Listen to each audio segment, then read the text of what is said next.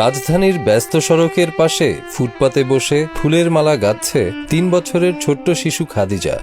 এ যেন এক টুকরো নিষ্পাপ শৈশব আর কঠোর বাস্তবতার মেলবন্ধন। শিশুটি এখনো ঠিকমতো কথা বলতে শিখেনি, স্কুলের ক্লাসরুম কেমন হয় সেটাও দেখেনি। ফুটপাতের খেলা ছাড়া আর ১০ জন সাধারণ শিশুর মতো মাঠে খেলা হয় না।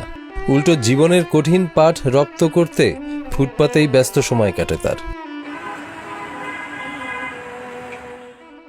নিজের দরিদ্রতার নির্মমতার কথা বলতে গিয়ে কান্নায় ভেঙে পড়েন মা জান্নাত বেগম।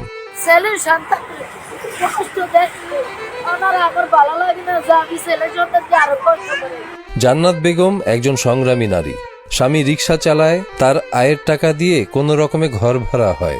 সংসারে বাকি দায়িত্ব কাঁধে তুলে নিয়েছেন জান্নাত। ৩ মেয়েকে নিয়ে রাস্তার সিগনালে ফুল বিক্রি করে সংসারের হাল ধরেছেন তিনিও। কোনদিন ১২০০ ভাড়া মারে, কোনদিন ৫০০ টাকা ভাড়া মারে।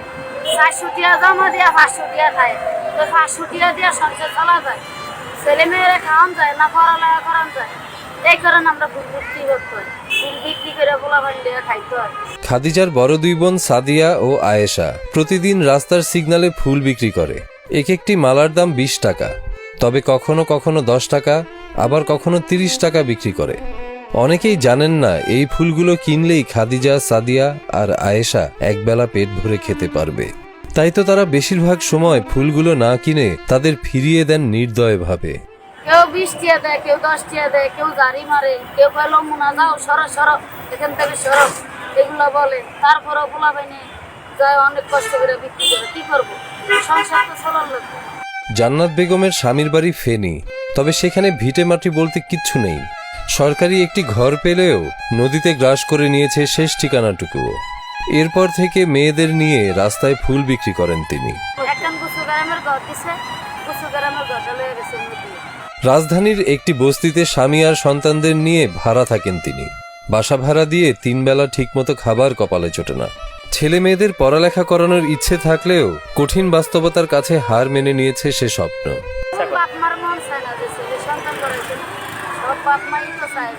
ছেলে সন্তান মানুষ হোক, মানুষের মতন মানুষ হোক।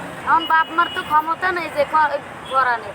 যদি থাকতো তাহলে ঠিকই পোলাপান করাইতো। জায়গা নাই, জমিন নাই, ঘর নাই, বাড়ি নাই, কি থাকে করো। মালা গাইতা দিয়ে সিঙ্গেলে নাই ব্যস্ত আছে, এটা দিয়ে আমাকে সংসার। ইচ্ছা করলে তিনি ভিক্ষাবৃত্তিতে নামতে পারতেন, কিন্তু না, তিনি চান পরিশ্রম আর সম্মানের সঙ্গে বাঁচতে। প্রতিদিন ফুল বিক্রি করে যা আয় হয় তাই দিয়ে কোনো রকম জীবনযাপন করছেন। স্বপ্ন ফিকে হয়ে এলেও সেটাকে দুঃস্বপ্ন এখনো ভাবেন না জান্নাত। এখনো তার মনে হয় কোনো একদিন কারো উসিলায় তার ছেলেমেয়েরা পড়ালেখা করতে পারবে, মাথা উঁচু করে সমাজে বসবাস করবে।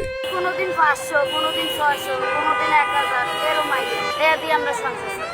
নিজের বাড়িঘর না থাকার কারণে আগারগাঁও ও বিজয় সরণির সিগনালে ফুল বিক্রি করে জীবন সংগ্রাম চালাচ্ছেন তিনি। তবে একটি ঘর হলে গ্রামে ফিরে সন্তানদের নিয়ে নতুন সংগ্রাম করতে চান একটি সুন্দর জীবনের জন্য।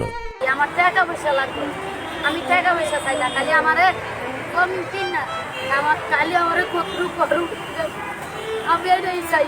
আমি আর কিছু থাকতে পারি।